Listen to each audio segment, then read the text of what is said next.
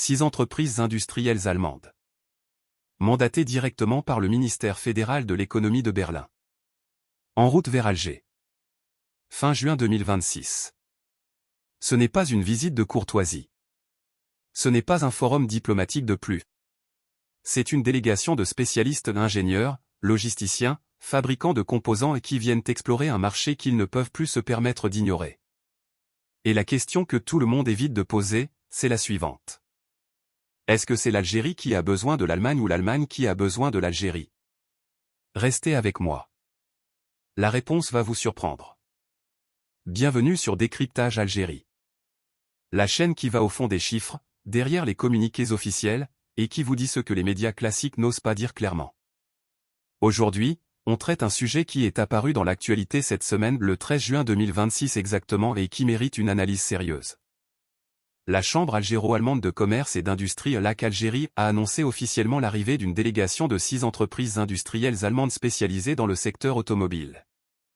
Elles seront à Alger et à Oran du 28 juin au 3 juillet 2026. Cette mission est organisée sous le mandat du BMW, le ministère fédéral allemand de l'économie et de l'énergie. Ce n'est donc pas une initiative privée. C'est un mouvement d'État. Et pour comprendre pourquoi c'est important, il faut d'abord comprendre dans quel contexte ces Allemands arrivent. Pas le contexte algérien. Le contexte allemand. L'Allemagne, c'est la première puissance industrielle d'Europe. Le pays de Volkswagen, Bosch, Siemens, Mercedes. Pendant des décennies, l'industrie automobile allemande a été le moteur de l'économie du continent. Aujourd'hui, ce moteur est en train de gripper. Voici les chiffres réels, vérifiés auprès des sources officielles. En 2025, l'industrie allemande a supprimé 124 000 emplois en une seule année. C'est presque le double du nombre observé en 2024. Ce chiffre vient d'une analyse du cabinet I, l'un des 4 plus grands cabinets d'audit mondial transmise à l'agence de presse Deutsche Presseagentur. Et dans ces 124 000 emplois perdus, 50 000 venaient du seul secteur automobile. 50 000. En 12 mois. L'Office fédéral de la statistique allemand, le Destativ, a confirmé que le taux d'emploi dans l'automobile était tombé à son niveau historiquement bas depuis 14 ans. Les noms qui licencient, ce ne sont pas des PME inconnues. C'est Volkswagen. C'est Ford Allemagne. C'est Bosch. C'est Continental. Ce sont les symboles mêmes de la puissance industrielle européenne. Et selon la Fédération allemande de l'industrie automobile, la VDA, dans une projection publiée en mai 2026, 125 000 emplois supplémentaires pourraient disparaître d'ici 2035. Ce qui porterait à 225 000 le total des postes détruits depuis 2019. Jean Brorilker, directeur associé chez e-Allemagne, a utilisé un mot précis pour décrire la situation. Une crise profonde. Pas un ralentissement. Une crise profonde. Pourquoi cette crise? 3 raisons structurelles. Première raison. La transition vers le véhicule électrique a déstabilisé toute la chaîne de production. Les motorisations thermiques, dans lesquelles les équipementiers allemands avaient investi pendant des décennies, deviennent obsolètes. Et la transition vers l'électrique coûte des milliards. Deuxième raison. La concurrence chinoise. Les constructeurs chinois comme BYD ou SEC s'installent en Europe avec des prix que les Allemands ne peuvent pas suivre. Le marché est en train de se réorienter. Troisième raison. Les équipementiers et ses fournisseurs de rang tiers 1 et tiers 2 qui fabriquent les pièces, les composants, les systèmes logistiques perdent leurs clients européens. Ils cherchent de nouveaux marchés. Rapidement. C'est là qu'entre en scène l'Algérie. Pendant que l'Allemagne perd 50 000 emplois par an dans l'automobile, que se passe-t-il en Algérie? L'Algérie est en train de construire, de zéro ou presque, une véritable filière industrielle automobile. Et les chiffres officiels, ceux de Stellantis, pas d'un journal algérien, le confirment. L'usine Fiat de Tafraoui, dans la wilaya d'Oran, a ouvert en décembre 2023. En 12 mois d'activité, elle a produit 18 000 véhicules et atteint 10% de taux d'intégration locale un an avant le seuil réglementaire. Ce n'est pas un chiffre algérien. C'est un communiqué officiel de Stellantis, consultable sur leur site média. En 2025, l'usine a produit 53 000 véhicules. En 2026, l'objectif est de 90 000 unités. Et selon la même source Stellantis, l'extension de l'usine vise une capacité de 135 000 véhicules par an d'ici 2028. Ce site assemble aujourd'hui la Fiat Cincense, le Fiat Doble, le Doble Panorama et depuis septembre 2025, la Fiat Grande Panda, premier véhicule jamais produit en mode CKD complet dans l'histoire de l'industrie automobile algérienne. CKD signifie Completely Knocked Down. La voiture est fabriquée pièce par pièce sur place, pas simplement assemblée à partir de kits importés. L'Algérie a aussi fixé un cadre légal clair. Le décret exécutif 22/384 impose aux constructeurs un objectif d'intégration locale supérieur à 30% d'ici fin 2026, avec une progression vers 40% dans les années suivantes. Et c'est précisément là que se trouve le problème et l'opportunité. Pour atteindre 30% puis 40% d'intégration locale, il faut des sous-traitants, des fournisseurs de composants, des experts en logistique industrielle, des fabricants de caoutchouc technique, de polymères, d'outils de coupe, des systèmes de gestion en flux tendu. Ces compétences-là, l'Algérie ne les a pas encore en quantité suffisante. Et c'est exactement ce que les 6 entreprises allemandes viennent proposer. Entrons dans le concret.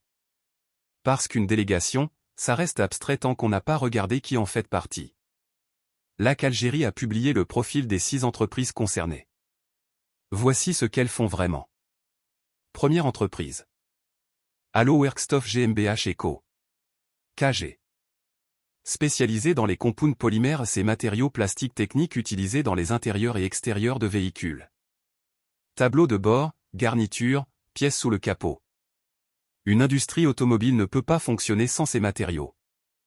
Deuxième entreprise, AVL. C'est l'un des leaders mondiaux de l'ingénierie de mobilité.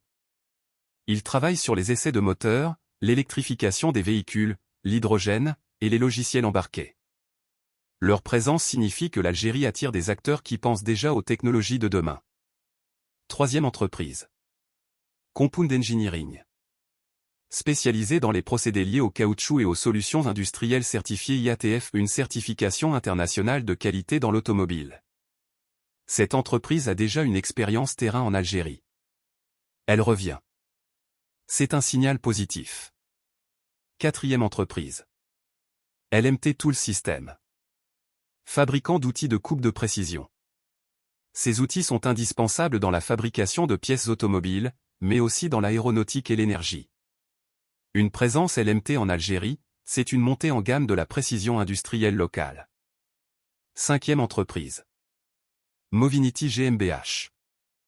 Solution numérique pour la logistique séquencée et la gestion en flux tendu. Concrètement, les systèmes qui permettent à une chaîne de montage de recevoir exactement les bonnes pièces, au bon moment, dans le bon ordre. L'efficacité industrielle moderne est impossible sans ça. Sixième entreprise. Réchard Logistique. Logistique industrielle et préassemblage. Cette entreprise est déjà présente dans des projets liés à l'automobile à Oran. Elle connaît le terrain. Elle est là pour confirmer et développer. Un temps fort est programmé le 29 juin 2026 à l'hôtel Hayat Regency d'Alger. Une conférence suivie de rencontres B2B entre ces industriels allemands et des entreprises algériennes. L'objectif affiché est d'identifier des partenariats concrets dans la sous-traitance de rang tiers 1 et tiers 2. Ce que ça veut dire en termes simples. Les Allemands ne viennent pas vendre des voitures. Ils viennent s'installer dans la chaîne de production algérienne. Ils veulent devenir fournisseurs d'une industrie en expansion. Revenons à la question posée en introduction. Est-ce que c'est l'Algérie qui a besoin de l'Allemagne, ou l'inverse? La réponse honnête est les deux. Mais pas de la même manière.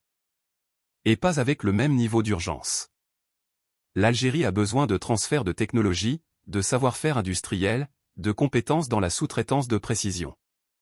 Ces besoins sont réels. Le gouvernement algérien en est conscient, et les décrets sur l'intégration locale montrent une volonté politique claire. Mais l'Allemagne, elle, est dans une position autrement plus précaire. Ses équipementiers perdent leur marché en Europe, battus par les Chinois. Ils ne peuvent plus simplement attendre que leurs clients historiques reviennent. Ils doivent trouver de nouveaux territoires industriels. L'Algérie offre un marché automobile en construction rapide, une population jeune de 46 millions d'habitants, une stabilité politique retrouvée, des réserves de change solides, et surtout un gouvernement qui veut industrialiser le pays à grande vitesse. Ce n'est pas l'Allemagne qui fait une faveur à l'Algérie en venant. C'est une logique de survie commerciale. Et l'Algérie, dans cette équation, n'est plus le demandeur passif qu'elle était dans les années 1990. Elle pose des conditions. Taux d'intégration locale, partenariats industriels réels, création d'emplois directs. Stellantis a accepté ces conditions. Les Allemands viennent les évaluer. C'est un rapport de force inédit. Et il tourne, pour la première fois depuis longtemps, en faveur d'Alger.